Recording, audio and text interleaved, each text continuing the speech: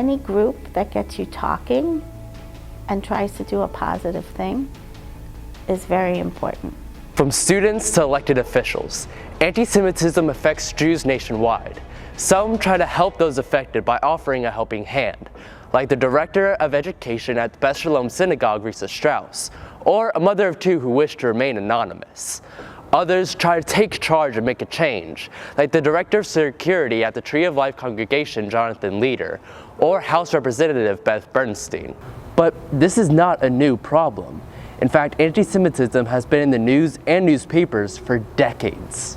We were actually referenced by many professional papers and groups as other.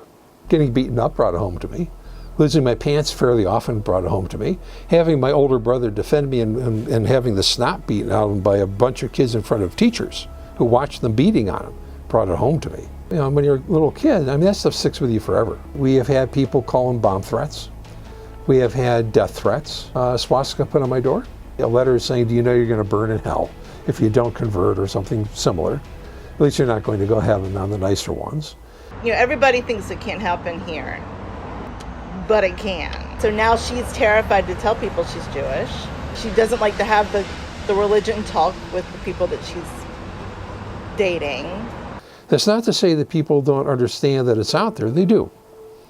But they didn't see it as an immediate mindset. I saw increasing behaviors which I considered to be problematical and difficult. These behaviors are not just isolated to South Carolina, they're nationwide. In the 2020s alone, there's been 8,440 anti-Semitic attacks, not including 2023. And of these attacks, 984 of them were at K-12 schools. Over half of those were in 2022 alone. But why talk about national numbers if we're focused on South Carolina?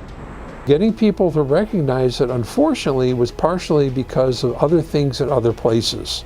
Always be aware of what's going on.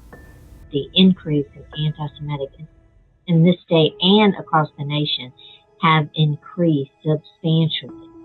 I know those people, I know that road, I know that street, I know that building, I know exactly what room they were hiding in, and that brings it home.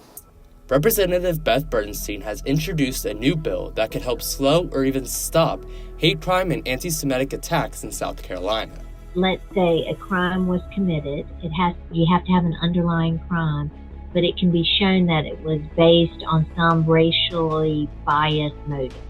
Then the judge would have an opportunity to enhance the penalty to the underlying crime and allow law enforcement to be able to track these type incidences. But this is an uphill battle. One senator could really block legislation. Until this bill is passed, these numbers will only increase. As a member of the Jewish community myself who has experienced these events, all I have to say is to all those affected and who will be affected, Oseh Shalom b'mumav, Hu Yaseh Shalom, Aleinu ve'akol Israel v'imru. Amen.